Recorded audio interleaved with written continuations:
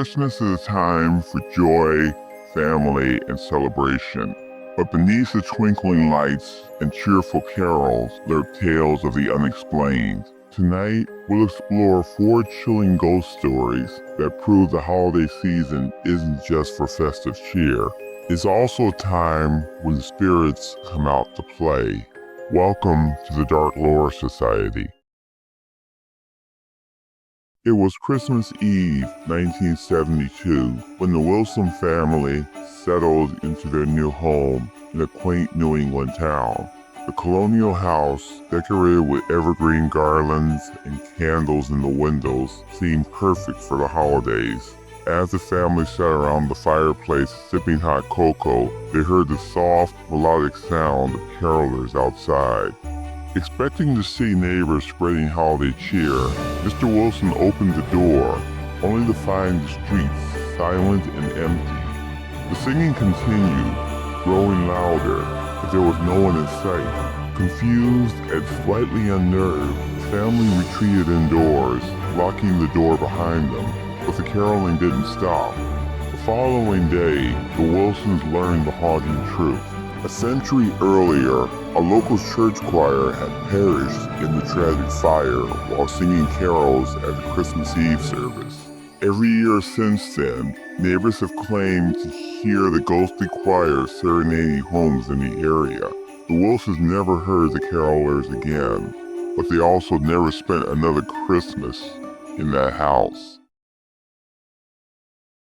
For the Smith family, Christmas 1994 was supposed to be a fresh start.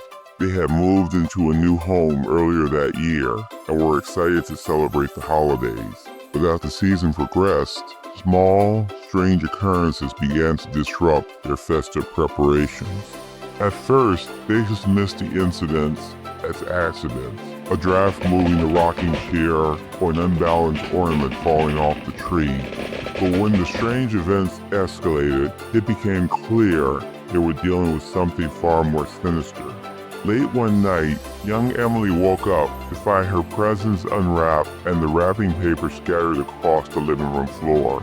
Her parents were furious, blaming the child for ruining Christmas morning, but Emily swore it wasn't her. The family soon discovered muddy footprints leading from the fireplace to the Christmas tree, as if someone or something had come down the chimney. The eerie activity culminated on Christmas Eve when the family heard a deep, guttural laugh echoing through the house, followed by the sound of glass shattering. Terrified, they fled their home that night, never to return.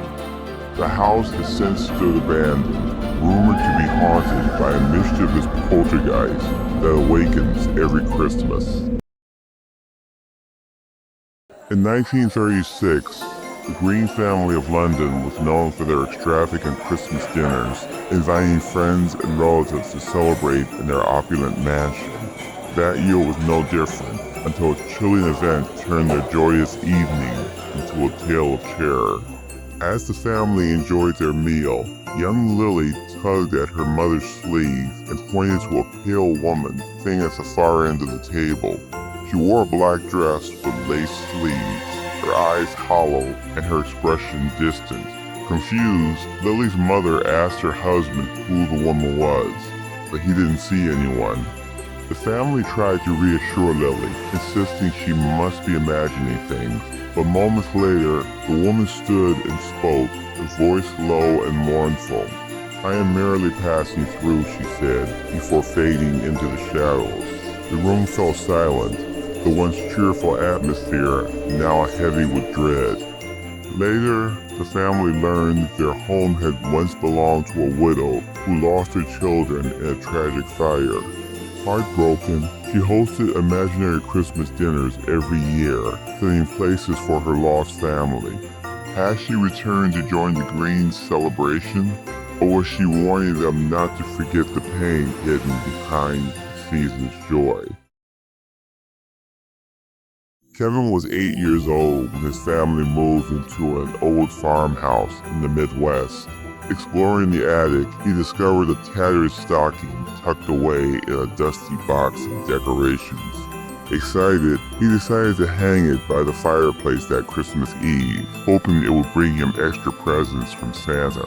That night, Kevin awoke to the sound of jingling bells and soft laughter. He crept downstairs, expecting to catch Santa in the act. Instead, he found the stocking filled, not with candy or toys, but with lumps of coal and an antique locket.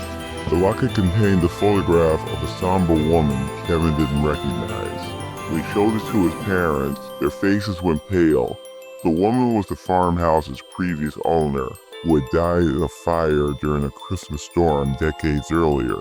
Her children had died with her, their stockings untouched by Santa that fateful year. Ghostly carols, mischievous poltergeists, and spectral dinner guests remind us that the veil between worlds may be thinner than we think during the holidays. Perhaps the spirit of Christmas isn't always what it seems. If you enjoyed tonight's tales, don't forget to like, subscribe, and share. And remember, sometimes the most chilling stories are the ones closest to home. Happy holidays, if you dare.